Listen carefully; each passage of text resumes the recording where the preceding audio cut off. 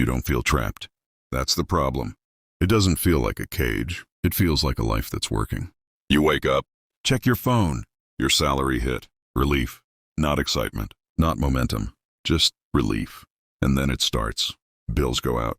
Subscriptions renew. Rent clears. Payments stack. And somewhere in between, you tell yourself, I'm doing fine. But something doesn't add up.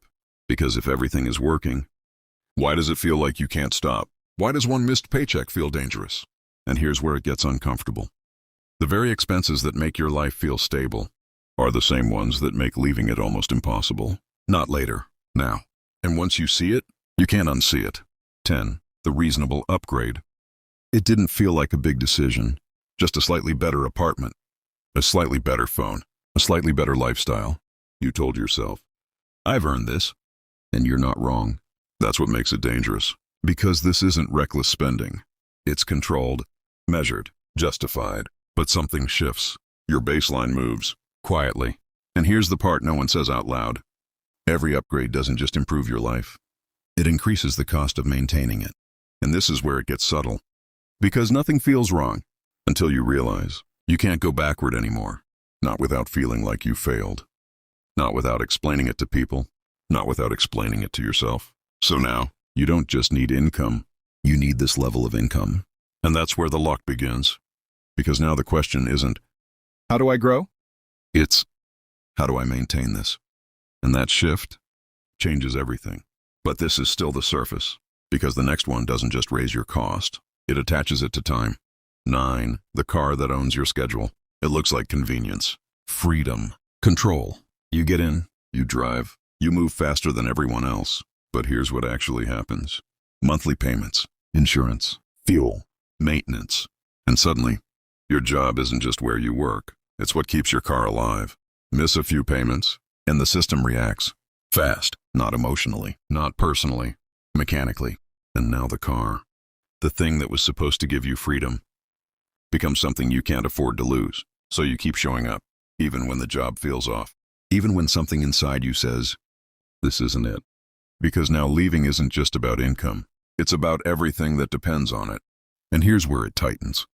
You don't feel stuck. You feel responsible. And that's harder to escape. But this is still external. Because the next one doesn't live outside you. It lives in your identity. For 8, the subscription life. It's small, almost invisible. $9 here, $40 there, $20 somewhere else. You barely notice it. That's the design. Because individually, they don't matter. But together, they create something dangerous.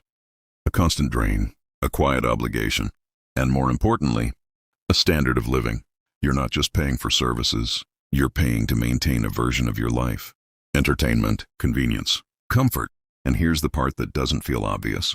Every subscription is a commitment to stay the same, to keep consuming, to keep needing, to keep paying. And when you try to step away, something feels off, empty. Like something's missing. That's not accidental. That's conditioning. And now your life isn't just supported by income. It's structured around it. But here's the deeper problem. You can cancel subscriptions, but you can't cancel what they've trained you to expect. And that expectation follows you into bigger decisions. Like this one. The OD7, the apartment that matches your income. You didn't overspend. You chose something within your range. Safe. Approved. Normal. That's the trap. Because this isn't about luxury, it's about alignment. Your income goes up, so your rent follows, and it feels logical, even smart. But something breaks here. Because rent isn't flexible. It doesn't adjust when you need space. It doesn't pause when you want to rethink your life. It just stays, every month, waiting. And this is where things shift. Because now, your job isn't funding your growth, it's protecting your housing. And that changes your decisions. You don't take risks. You don't pause. You don't experiment. Because one wrong move affects where you live.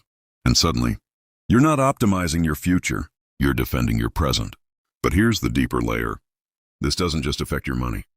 It affects your behavior. And that's where it starts to become identity, which leads to something even harder to see. 6. The lifestyle you can't explain losing. This one doesn't show up on a bill. It shows up in expectations, your friends, your routines, your habits, the places you go, the things you say yes to, and the things you can't say no to anymore. Because now, you're not just maintaining expenses, You're maintaining perception, and here's where it gets uncomfortable. You didn't choose this consciously. It built around you, gradually, quietly, until one day, you realize pulling back doesn't just affect your finances. It affects how people see you, and more importantly, how you see yourself. So you keep spending, not because you need to, but because stopping feels like regression. And this is where the trap deepens. Because now it's not about money. It's about identity. And this is the moment most people miss. This was never about expenses. Not really. It's about the version of you that kept choosing stability over uncertainty, comfort over possibility. Again and again and again. You didn't get trapped all at once. You built the trap, piece by piece, decision by decision. And now, it doesn't feel like a trap. It feels like your life. And that's why it's so hard to question. But here's the problem. If your life requires constant income to survive, then it's not freedom. It's maintenance. And maintenance never ends. 5. The insurance of everything. Health insurance, car insurance, device protection, extended warranties, coverage for everything. It feels responsible, prepared, safe, and in isolation. It is. But here's what no one talks about. You're not just insuring risk. You're ensuring your dependence on stability, because every layer of protection assumes one thing. You will continue this life exactly as it is. Same job, same structure, same system. And the more you insure it, the harder it becomes to step away from it. Because now, you're not just protecting assets. You're protecting a lifestyle that can't survive disruption. And here's where it tightens. The safer you try to make your life, the less flexible it becomes. And flexibility is what creates real freedom. But you've been trading it, quietly, for comfort. And now, you're too invested to notice. But the next one? You definitely notice. You just don't question it. What are 4? The stable monthly commitments. Gym memberships, streaming bundles, service plans, recurring payments that feel normal, predictable, routine. And that's exactly why they're dangerous. Because they train you to think in fixed cycles. Monthly in, monthly out, repeat. And something shifts in your brain. You stop thinking long term. You start thinking, can I cover this month? And here's the trap. If your thinking is monthly, your life becomes monthly. You stop zooming out. You stop questioning direction. You stop asking, where is this going? Because you're too focused on keeping everything running. And this is where people get stuck for years. Not because they failed, but because nothing forced them to change. And that's worse, because comfort is silent, but its cost isn't. And that cost shows up in the next level. 3. The debt that feels normal. Not extreme, not out of control, just manageable. A little credit card balance, a small loan, something you can handle, something you are handling. That's the illusion. Because manageable debt doesn't feel like a problem. It feels like part of the system. And that's where it becomes permanent. Because now, a portion of your income is already spoken for before you even earn it. And that changes your behavior. You don't think in possibilities. You think in obligations. And here's the spike. You're not earning freely. You're earning to pay for decisions you already made. And that loop never breaks on its own. Because every month you succeed, you reinforce it. You tell yourself, this works. Even when it doesn't. Even when it's slowing you down. Even when it's quietly locking you in. But this is still structural. The next one? It's psychological. And it's harder to escape. 2. The identity of being financially responsible. You did everything right. You budget. You plan. You avoid risk.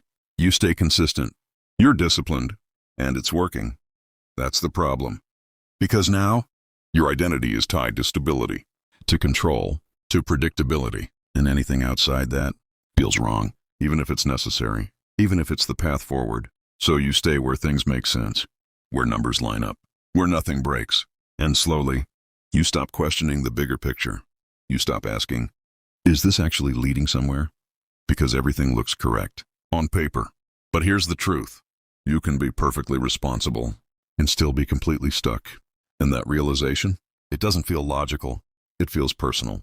Because now, it's not about what you do. It's about who you are. And that leads to the final layer. Dhamar, the life that only works if nothing changes. This is it, the deepest level, the one everything builds toward. Your life works, smoothly, predictably, efficiently, until something changes. A job loss, a shift, a realization, a moment where you want something different, and suddenly, everything becomes fragile. Because your entire structure depends on consistency, not growth, not flexibility, consistency. And here's the spike. You're not building wealth. You're maintaining a system that collapses if you stop feeding it. That's the truth. And once you see it, everything connects. The upgrades, the payments, the subscriptions, the identity. It was never random. It was a system. And you're inside it. You thought these were just expenses, normal parts of life, things everyone has. But they weren't neutral. They were directional. Every decision, quietly pushing you toward a life that requires you to keep going. Not because you want to, but because you have to. And this is the part most people never question. If your life can't survive without your current job, then your job owns more than your time. It owns your options. But this isn't the worst part. Because even if you remove the expenses, even if you reset everything, there's something deeper that keeps people stuck. Something invisible.